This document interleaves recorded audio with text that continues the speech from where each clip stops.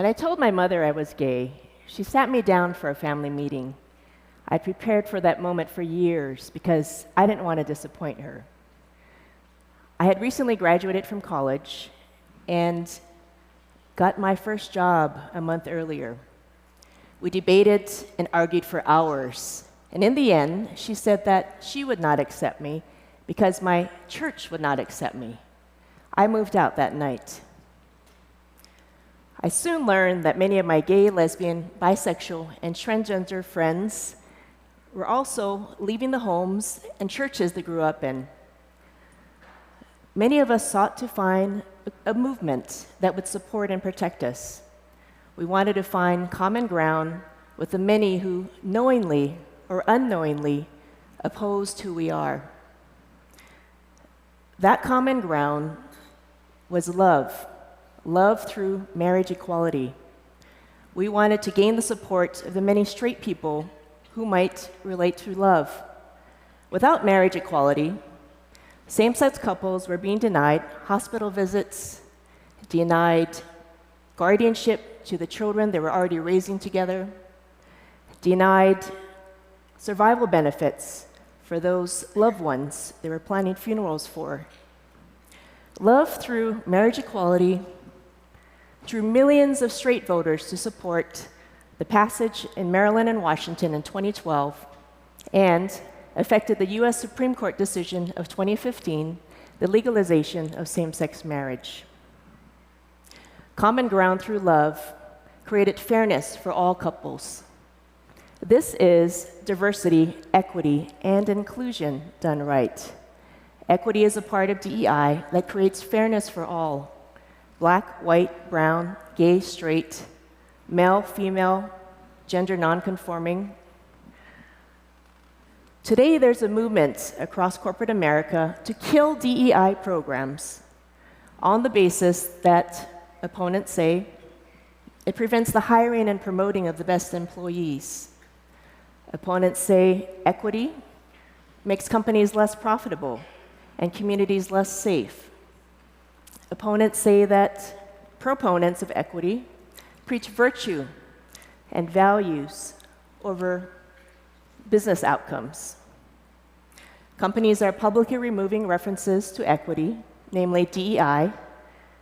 They're walking back commitments to hiring, promoting, and marketing to Black, brown, or LGBTQ people. These issues also affect immigrants, neurodiverse, Asian Americans, and indigenous peoples, those who have long been marginalized in business and society. I say that the movement to kill equity programs can be countered by knowing your enemy. Know your opposition, study them, win them over, find common ground.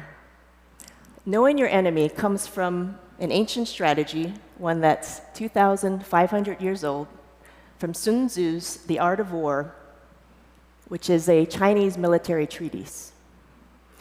By the way, I'm of Japanese descent, and my ancestors have fought with the Chinese on and off for thousands of years, but I'm not referring to fighting in Sun Tzu's work. I refer to confronting the opposition strategically with tactics. Study them. Know what your opposition wants. Find what they can relate to, whether it's love, fairness, or recognition in the voting booths or the workplace. Understanding your enemy is not to signal virtue. It's creating the business case and showing business value in organizations. For example, I'm an Asian American Pacific Islander who happens to be neurodiverse and have married to a Vietnam refugee who's a naturalized US citizen. I've learned to manage my whole self in the workplace for the benefit of my mental and physical well-being. It's taken me over a decade to learn how to manage my differences for the betterment of my colleagues and the outcomes for the entire organization, not just around my causes, rather the benefit for the company. In doing so, I've learned how to manage and navigate differences to support those who are so fearful about being so different, and how and when to pick my battles. I find that companies, if they were to manage equity strategically, they can grow the future of the workforce by supporting eligible residents to become naturalized U.S. citizens, because most economists believe that cities and states must have a continued flow of immigration to sustain healthy economies. Companies can grow business travel through proactively fighting and avoiding costly lawsuits, but proactively fighting human trafficking, because sex and labor trafficking disproportionately affects foster children, Indigenous, and Latino Hispanic men and women in virtually every major city in the US. Equity done right is about preventing hate crimes and hate speech against LGBTQ customers and employees. Because if a company does the right thing long-term with a track record, they can create loyalty amongst many types of customers. Equity done right is about addressing climate change while growing the profitability of a business.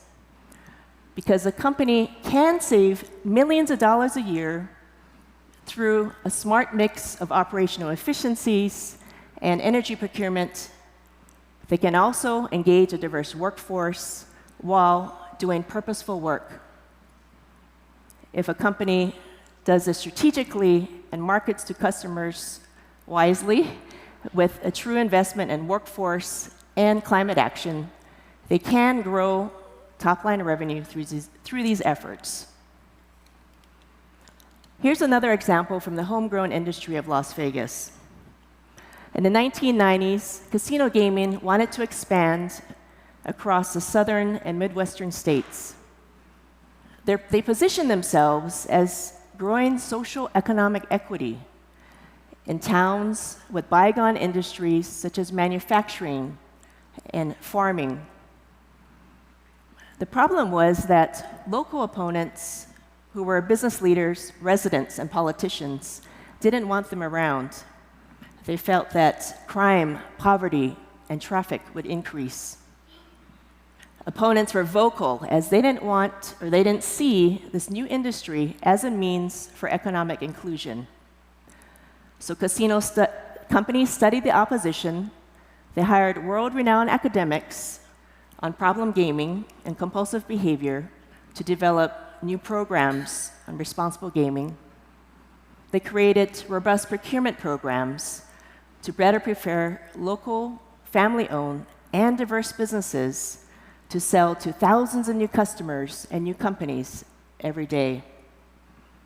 They also assured opponents that they would hire locals from all colors, all backgrounds, and develop them into their leadership ranks.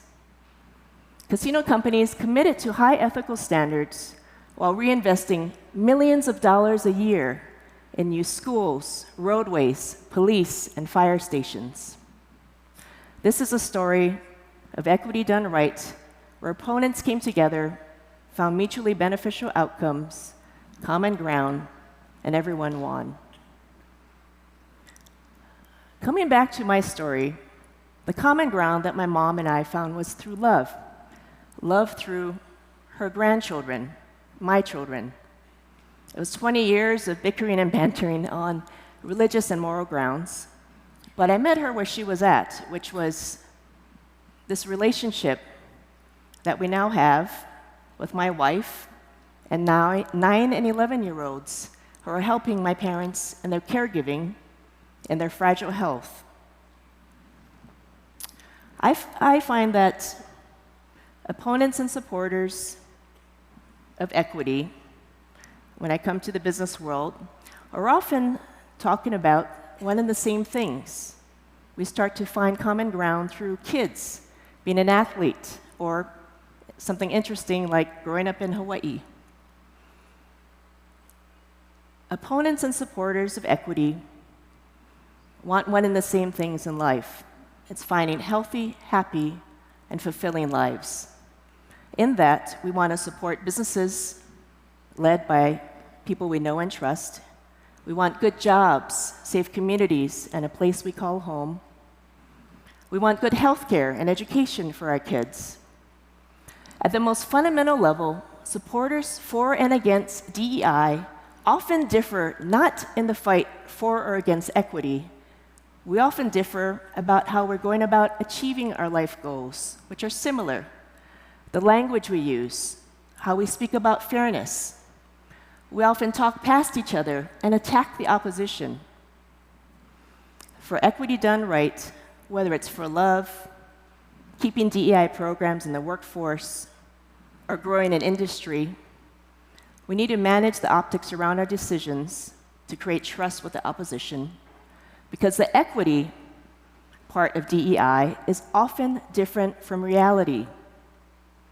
Then build unusual coalitions with those we normally don't interact with competitors. The movement to reverse equity will take years. Advancing equity will take decades, a generation, or more.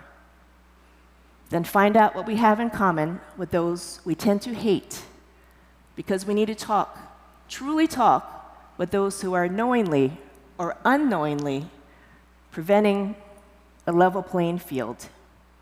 Then persuade the persuadable. We can't move everyone. We may then advance equity and inclusion while managing diversity. We should then see equity as essential to the future of the workforce, essential to the future of communities. Equity done right is for the future of planetary survival. Thank you.